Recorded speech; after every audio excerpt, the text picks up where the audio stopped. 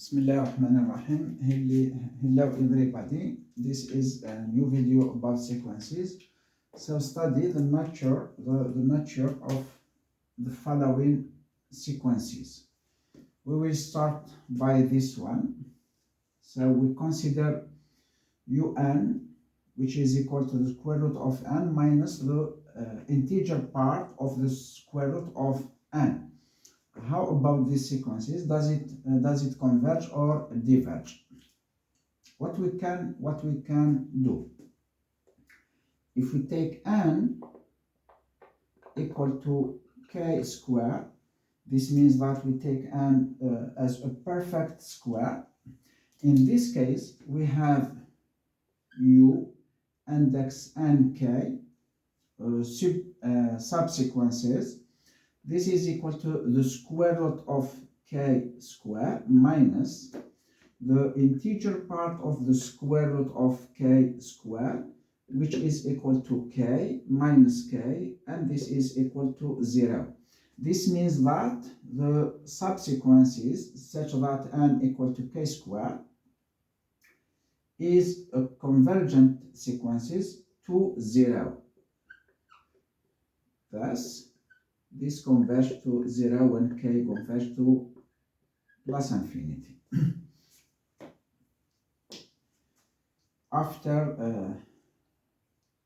a little bit long time of thinking about this sequence, if we take n equal to k square minus 1, this choice was found after a serious time of thinking. So if we take this one, we can remark that the integer part of k square minus 1, the square root, is equal to k minus 1. We can check it easily. This is not very difficult. So this is relatively simple. But one has k minus 1/2. This is less than the square root of k square minus 1. If we take both of them for k greater than 1, both of them is positive. So if we take a square, we will get k square minus k plus 1/4. This is less than equivalent to k square minus 1. K square. This is equivalent to 1/4 less than minus 1 plus k. If we start from k greater than or equal to 2, this will be true. So keep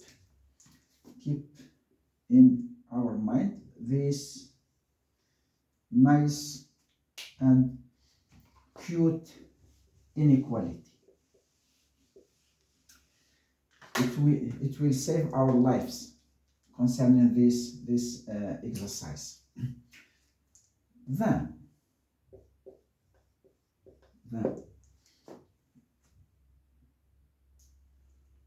the square root of k square minus 1 minus the integer part of the square root of k square minus 1 is greater than or equal because this is greater than this one, of k minus 1/2 minus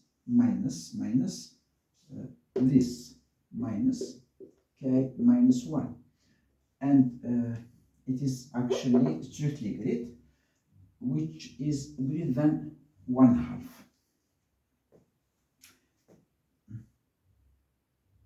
But using the property of integer part is less than 1.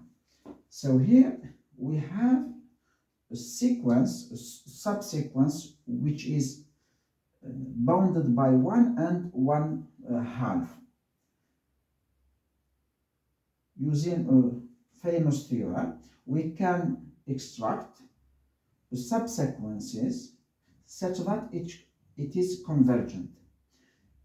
It is convergent, it cannot be more than 1 and not less than 1/2. So we have two subsequences of this sequence such that one converges to 0 and another converges to a value which is between 1 by 2 and 1. This means that we have two subsequences which converge to different limits, and in R, if a sequence converges, it should converge to one limit. This means that UN is a divergent sequence. This first. How about Vn?